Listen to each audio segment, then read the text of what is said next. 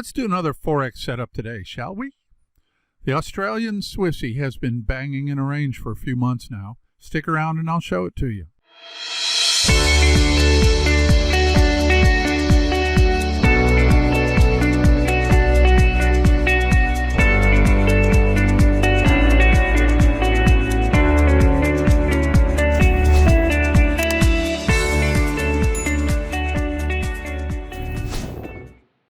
Hi, this is Tim from TradingStrategyGuides.com.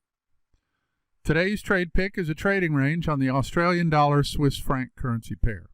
We'll look at that, but first we're going to take a look at a few active trades. Later on, Tim's trading maxim and the active dream trades. Hey, it's Friday and October has officially kicked off. I love the fall. Remember to click the subscribe button and hit the bell so you don't miss any of these great trade setups. Let's have a look at the active trades. I followed the stops on Google down here to 1473.65, and Wednesday it hit that level, took me out. We got almost $50 per contract on the second half for a 1.4% overall account gain. And I'm done with Google for right now.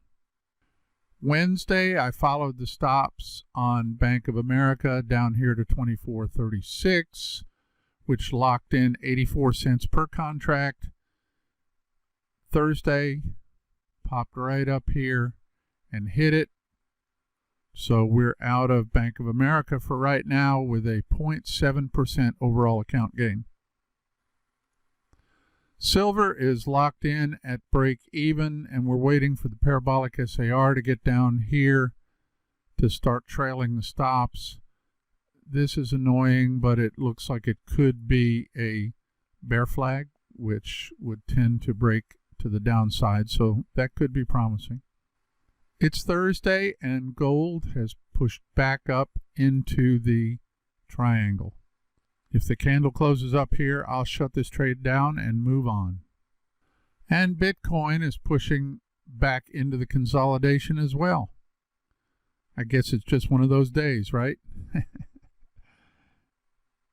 This market closes quite a bit later than gold, I believe 8 p.m. New York time, so there's still time for this retrace. But I'll shut it down if it closes inside the triangle. And lastly, Beyond Meat triggered a buy right here on Tuesday, and I'm long at 165.66. My stop is 151.38, and my first target 175.48. Kind of hard to see up there, isn't it? There we go. It's actually 175.18. Nice thing is it's pushed about 3/4 of the way to our target, so maybe this thing will hit it in the next few days. And that's all the active trades for today. Let's take a look at today's trade pick. The Australian dollar Swiss franc has been in this trading range since June-ish. Just to be sure everybody's up with us on this, a trading range is a consolidation with a strong support level like this one at 64.90 and a strong resistance level like this one up at 67.25. Price just sort of bangs back and forth between these levels until it eventually explodes out of the range in one direction or the other. I'll take a break of a trading range in either direction. And as a nice confirmation of the consolidation, we have a decline in volume and volatility right down here. Volatility is the amount of daily movement of the price, and I measure it with the average true range, or ATR, which shows the average length of the last 14 candles. And here's the trade plan. We will buy a daily candle close above the range, or above 67.25, or we will sell a daily candle close below the range, or below 64.90. On the breaking candle, to enter a full-size position, we want to see this volume bar reach this volume average right here. If it doesn't quite reach average, but does reach at least 75% of the average, I'll open a half-size position to reduce risk. You can calculate the percentage by dividing this volume number by this volume average. You should get at least 0.75. If you don't get 0.75, I suggest you stand aside on this trade. Stop loss is 1.5 times the ATR, First target is 1 times the ATR. So let's say this breaks to the downside right here, just ahead of the close, say 15 minutes or so before the close.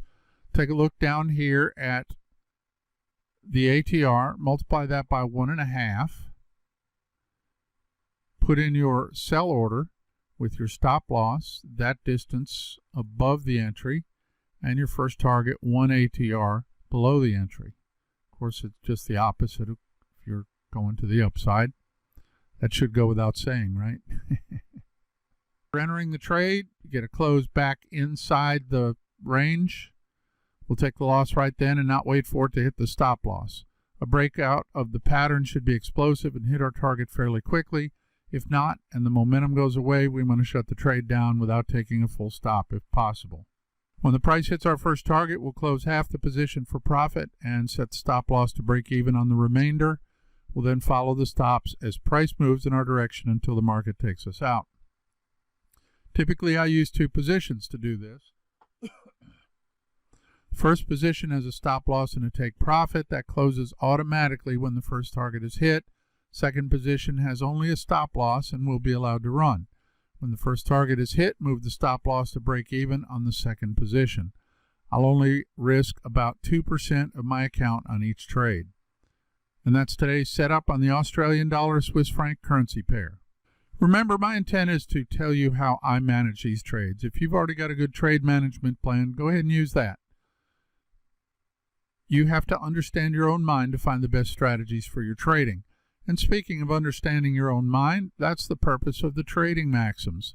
Maxims help me control my emotional impulses and keep me on the straight and narrow path. A maxim is a general truth, fundamental principle, rule of conduct, or proverbial saying. The purpose of my maxims is to motivate me to discipline in trading as well as other areas of my life.